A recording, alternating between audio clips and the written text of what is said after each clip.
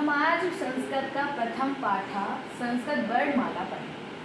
किसी भी विषय को शुरू करने के लिए उसकी वर्णमाला जानना बहुत ज़रूरी है, चाहे वो अंग्रेजी हो या हिंदी हो। वर्णमाला का मतलब है शुरुआत, किसी भी विषय की शुरुआत आप कहाँ से करें।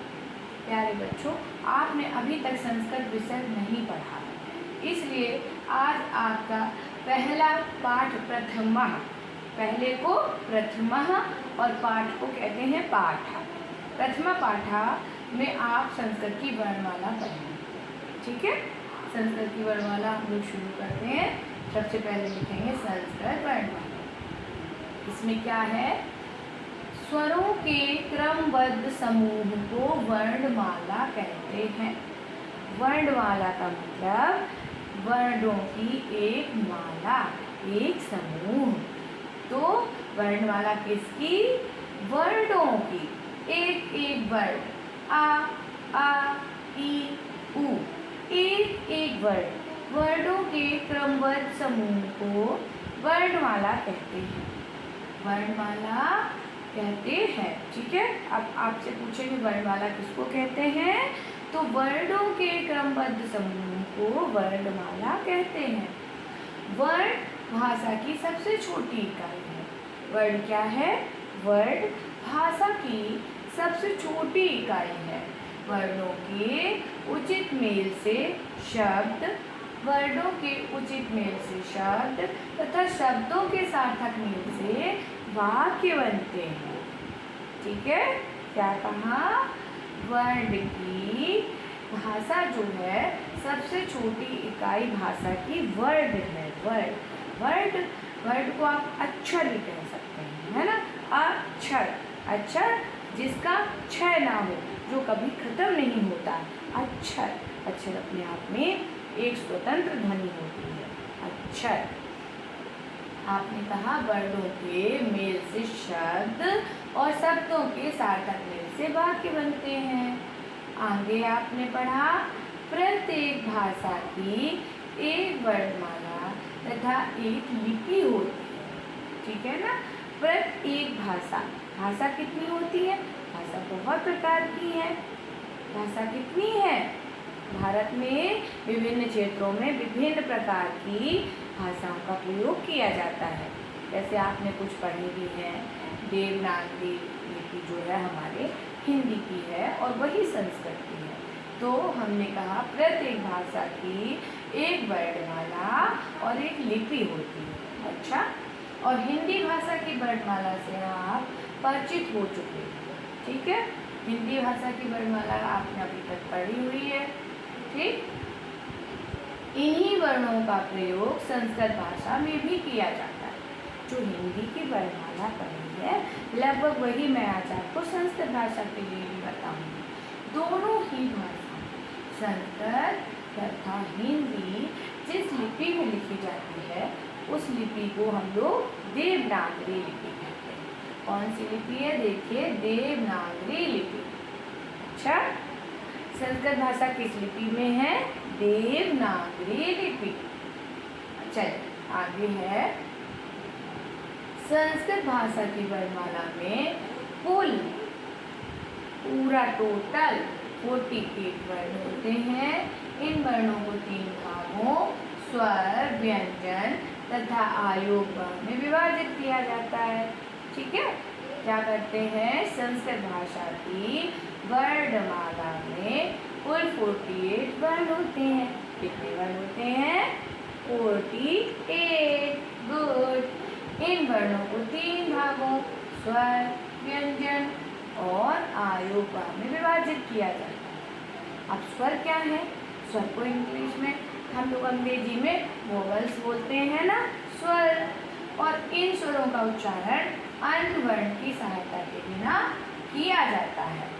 अन्य वर्ण मैंने आपसे कहा था ना, स्वयं विराजते, अपने आप इनका स्वर निकलता है, जिनमें किसी की सहायता की आवश्यकता नहीं है, खुद ही वो होते हैं। संस्कृत वर्णमाला में 13 स्वर, ठीक है, 13, 1, 3। आगे देखेंगे ये क्या है, हम लोग जानते ही हैं 13। एक बार पढ़ेंगे। छोटा आ बड़ा आ छोटी ई बड़ी ई, छोटा ऊ बड़ा ऊ ऋषि बाबा, और ऋषि बाबा का एक बड़ा री और री लड़ा, छोटी ए बड़ी ए बड़ा ओ से उपली और से औरत। अब इनको हम लोग कैसे पढ़ेंगे, एक बार गाने से याद हो जाएगा। चलिए पढ़ें। आ आपको उनके उच्चारण में भी अंतर दिखाई देगा, है ना। आ ई उ री एक री और दूसरी री ला ए ओ ठीक है ना। 13 हो गए, गिने आपने। अब आगे है, इन स्वर वर्णों को निम्नलिखित 3 वर्णों में विभाजित किया जाता है। कितने वर्णों में विभाजित किया जाता है? 3 वर्णों में। सबसे पहले हम लोग कहेंगे ह्रस्व। ह्रस्व क्या होता है? अभी आपको मैंने इसीलिए बोल के सुनाया कि आप उसकी ध्वनि में अंतर समझें। कैसे? ह्रस्व माने होता है छोटा, ह्रस्व माने छोटा। जैसे एक छोटा भाई होता है, एक बड़ा भाई होता है, ऐसे ही इसमें ऐसे स्वर वर्ण जिनके उच्चारण में बहुत कम समय लगता है ह्रस्व स्वर कहलाते हैं, और इनकी संख्या 5 है। ह्रस्व स्वर 5 है। क्या है? अ इ उ री, और ये जो रा देख रहे हैं ये हमारी संस्कृत का है, ये आपने हिंदी में नहीं पढ़ा है। अच्छा बच्चों, ये आपने हिंदी में नहीं पढ़ा है। थोड़ा थोड़ा हिंदी से ही इसको जोड़ जोड़ के पढ़ेंगे तो संस्कृत कोई नई भाषा नहीं है। ठीक है। आ ई उ री ये हैं 4 हिंदी के, और रा हमको पता होना चाहिए कि रा जो है वो हमारा संस्कृत भाषा है। तो ये तो स्वर हो गए ह्रस्व वाले।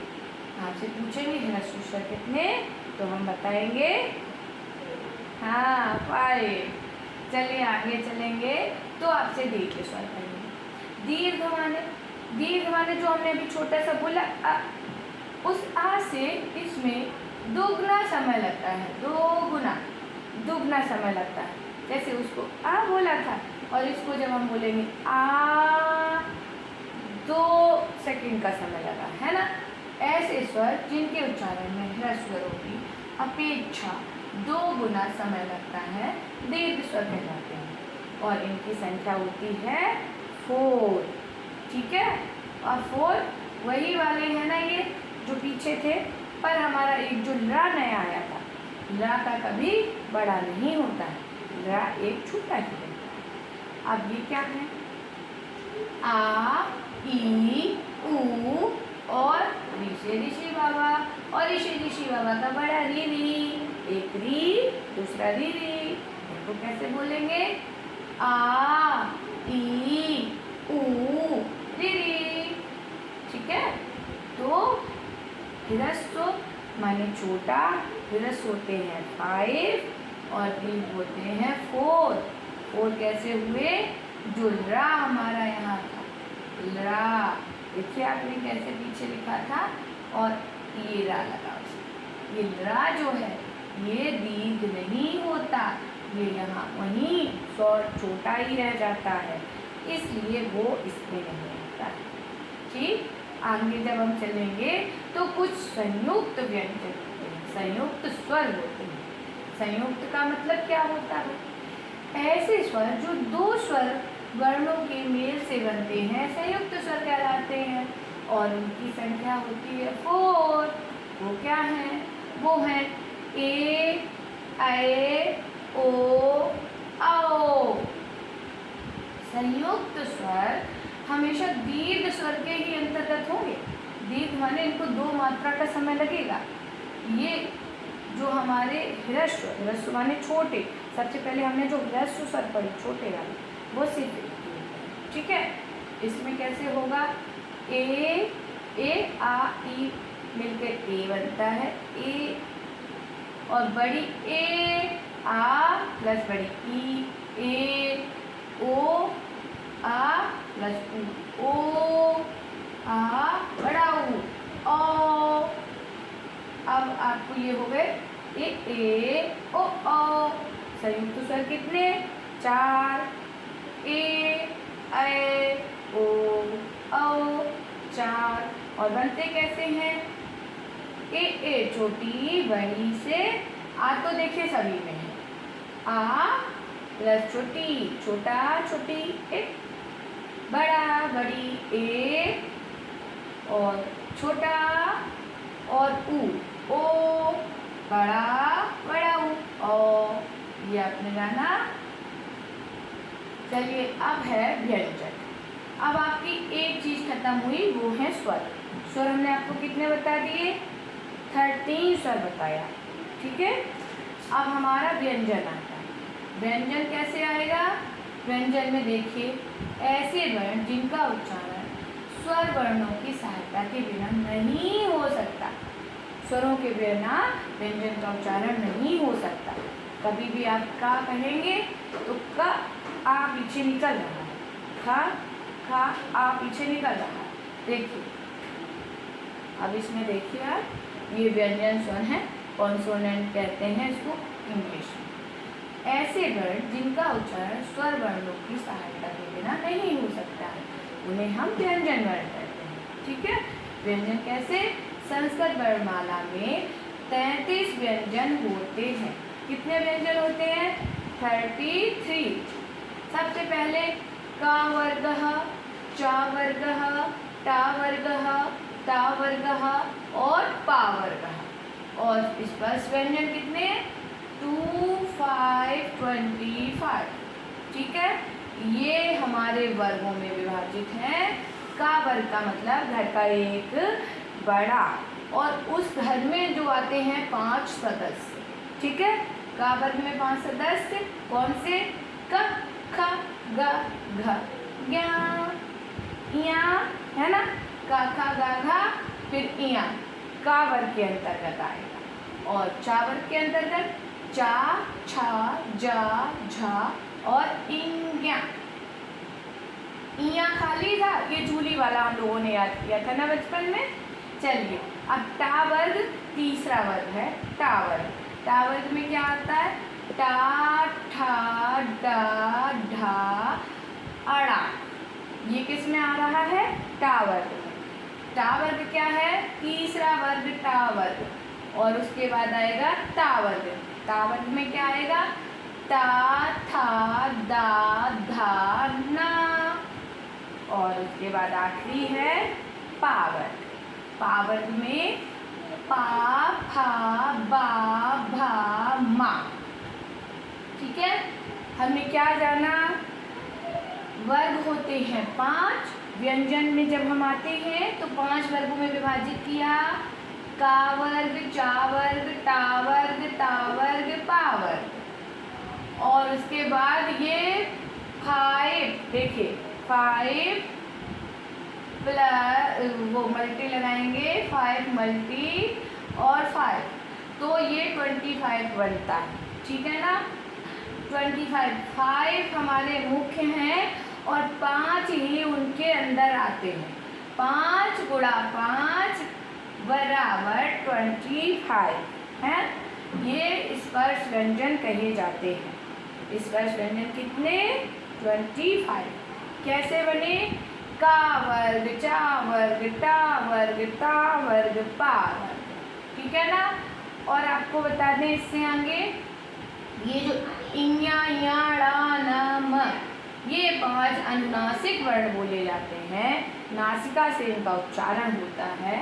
अनुनासिक वर्ण 5 होते हैं। पेपर में पूछेंगे अनुनासिक वर्ण कितने? 5। कैसे? या, ण, न, म, क्या अनुनासिक वर्ण है। और वर्ग वाले वर्ण, वर्ग कितने हैं? 5। उनको कौन से कहते हैं? का वर्ग, चा वर्ग, टा वर्ग, ता वर्ग, पा वर्ग, ठीक है। चलिए अब आगे देखेंगे। इन्होंने कहा है कि अंतस्थ व्यंजन 4 और ऊष्म व्यंजन 4। अंतस्थ व्यंजन का मतलब क्या है? अंतः स्थित, अंतस्थ, अंदर से थोड़ी सी जो है निकलती है जिसकी बात, जैसे या देखिए आप उच्चारण करेंगे या, अंदर से आवाज आएगी या, रा गले से, ला, वा, ये सारे अंतस्थ व्यंजन 4, या, रा, ला, वा अंतस्थ व्यंजन 4। और ऊष्म व्यंजन भी 4। ऊष्म कैसे? शा, शा, शा, हा, ऊष्म व्यंजन 4 है। कैसे ऊष्म व्यंजन होते हैं? जिनमें ऊष्मा लगती है। ऊष्म माने ऊष्मा, ऊष्मा कैसे? हवा निकलती है मुंह से उच्चारण करते समय। देखेंगे हम, शा, शा, सा, हा, हा, ये ऊष्म व्यंजन, जिनमें मुख से बोलेंगे तो हवा निकलेगी, ऊष्मा। और अंतस्थ, अंदर से बोलेंगे या, रा, ला और वा। आयोगवाह होते हैं। आयोगवाह माने आपके विसर्गों वाले आयोगवाह माने अंग और अह, इनको आयोगवाह कहते हैं। आयोगवाह वर्णों का स्वतंत्र अस्तित्व होता है। ये ना तो पूर्ण स्वर होते हैं, ना ही पूर्ण व्यंजन होते हैं, अतः इन वर्णों को आयोगवाह कहा जाता है। ठीक है, इन वर्णों को आयोगवाह कहा जाता है। आगे देखिए, व्यंजनों में स्वरों का योग। व्यंजनों में स्वरों का योग कैसे होता है? जब स्वरों का व्यंजन वर्णों के साथ मेल होता है तो स्वर वर्णों का रूप बदल जाता है। स्वरों के बदले हुए रूप को मात्रा कहते हैं। 1 मात्रा, 2 मात्रा और 3 मात्रा। ठीक है, स्वर की मात्राओं का प्रयोग हल व्यंजनों के साथ किया जाता है। जैसे हल, हल संस्कृत में इसको हल कहते हैं। ये जिस शब्द के पीछे लगा होता है, अक्षर के पीछे, वो आधा हो जाता है। हलंत का, हल को हलंत कहते हैं। हलंत का संस्कृत में बहुत महत्व होता है और विसर्गों का बहुत महत्व होता है। देखिए, का हलंत है आ, उसी में आ मिला हुआ है तो का, और का और फिर बड़ा आ है तो आ का डंडा भी का प्लस ई, की, का प्लस बड़ी की, या बना लेंगे आराम से। आपने हिंदी में बनाए हुए हैं पिछले वर्षों, है ना? देखिए, एक बार ध्यान देंगे तो जरूर बन जाएंगे। का प्लस आ है ना, छोटा आ है, छोटा आ है का, वो पहला वाले से हम लोग शुरुआत कर रहे हैं। तो का में फिर बड़ा आ का में छोटी की, का में बड़ी की, का में छोटा उप्पू, का में बड़ा उप्पू, का में ऋषि बाबा की मात्रा लगाएंगे क्र, का में बड़े ऋषि और रीरी ये बड़ी है, इसमें आपका हो जाएगा ये कृ।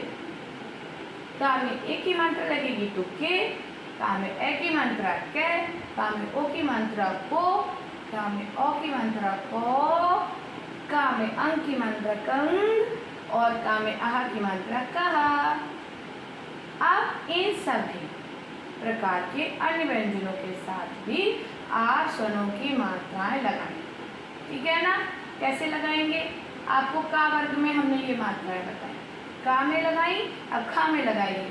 ये क्या है? वही हिंदी वाला है ना, जैसे हम लोग बचपन में पढ़ा था कुछ वर्षों पहले आपने, का में आ की मात्रा का। देखिए क्या हो रहा है, कि कुकु क्र और क्र, ये संस्कृत वाली चीज आ गई। फिर के कए, को कं कहा। ठीक है ना? हमें लगाएंगे तो ऐसा बनाएंगे एक चार्ट, और यही आपका आज का होमवर्क है। एक चार्ट बनाइए आप। कैसे बनाएंगे? पहले खा का बनाएंगे, ख खा, खी कुकु क्र क्र, खे खे, खो खो, पंखा। थोड़ी सी बुद्धि के साथ आप बनाएंगे तो जरूर ही आपका अच्छा लगेगा। ऐसा चार्ट बना के मुझे आप सेंड करिए। अब आप देखिए, वर्णों के संबंध में कुल बातें भी जानने योग्य हैं, इम्पोर्टेंट महत्वपूर्ण हैं, जिनको आप पढ़ेंगे। क्या पढ़ेंगे? कि ए और ए और अंग की मात्राएं सदैव पूर्ण के वर्ण के ऊपर लगाई जाती हैं। ये मात्राएं वर्ण की खड़ी रेखा या ऊपर छोटी सी रेखा से मिलाकर लगाई जाती है ना।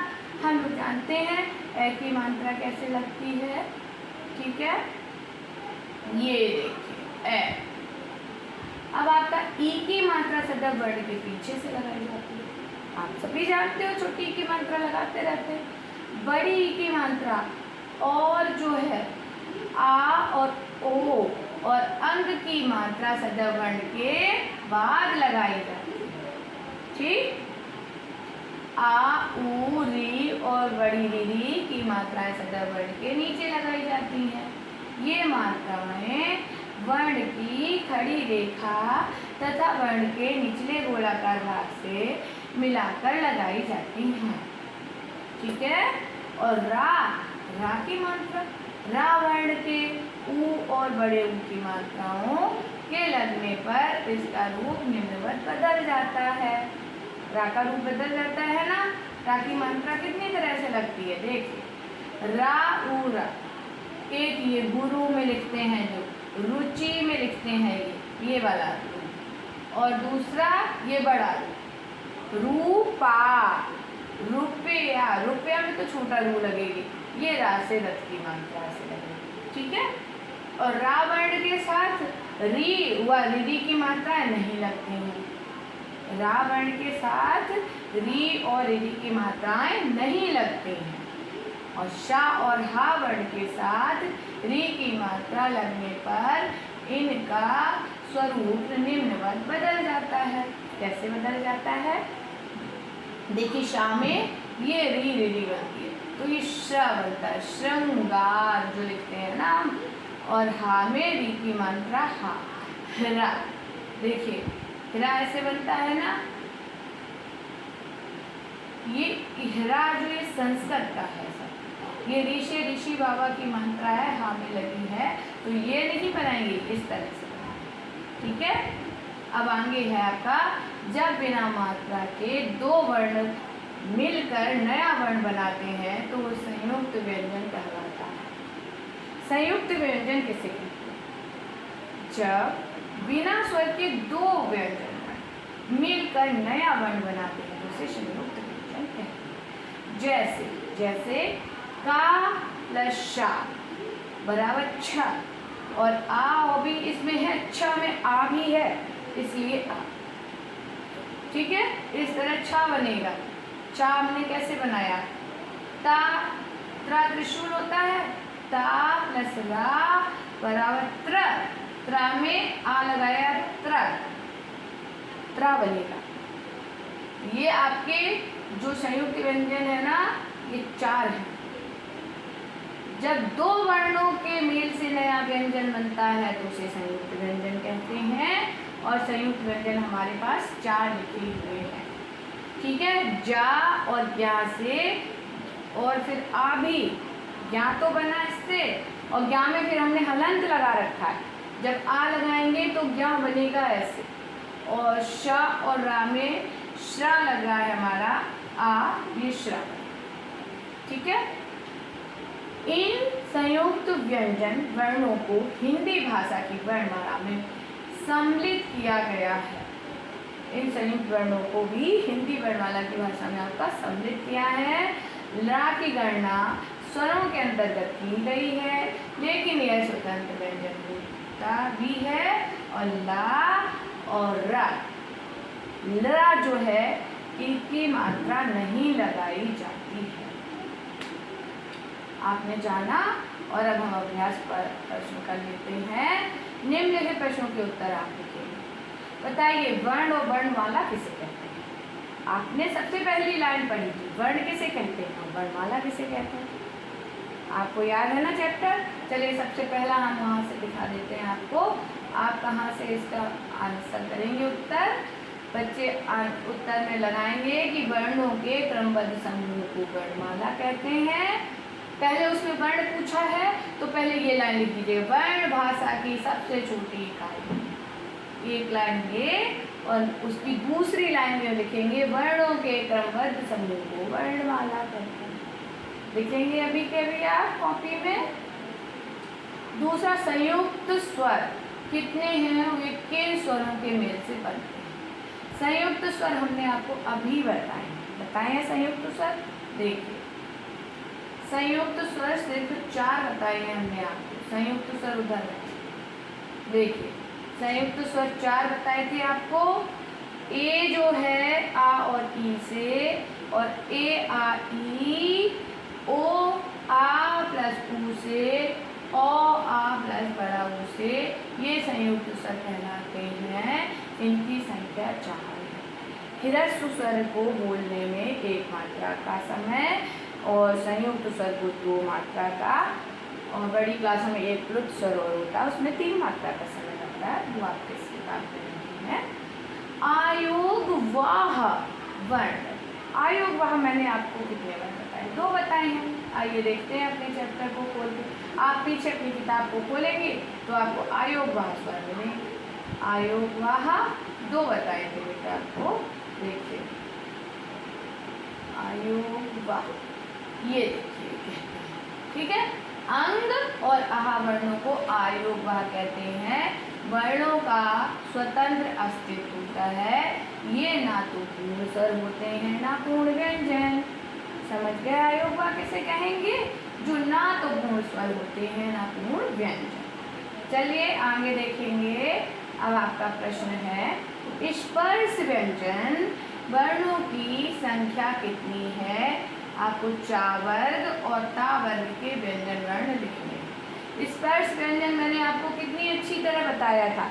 स्पर्श व्यंजन का मतलब होता है मुख से बोलते समय कहीं भी अपनी जिह्वा जहाँ स्पर्श हो, छुए, उसको स्पर्श व्यंजन कहते हैं। और स्पर्श व्यंजन हमने आपको बताए थे 5।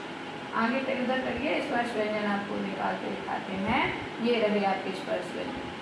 5 स्पर्श व्यंजन है और गुणे उसमें 5 परिवार हैं। 5 + 5 गुणे 5 में 25 हो गया गुणांक। 5 स्पर्श व्यंजन आपको बताए। का वर्ग, चा वर्ग, टा वर्ग, ता वर्ग, पा वर्ग। याद कर लीजिए, बहुत ही आपके कॉम्पिटिशनों में आगे भी आएगा। अभी आपकी बहुत छोटी क्लास है। और ये जो है नाश्ता के होते हैं 500।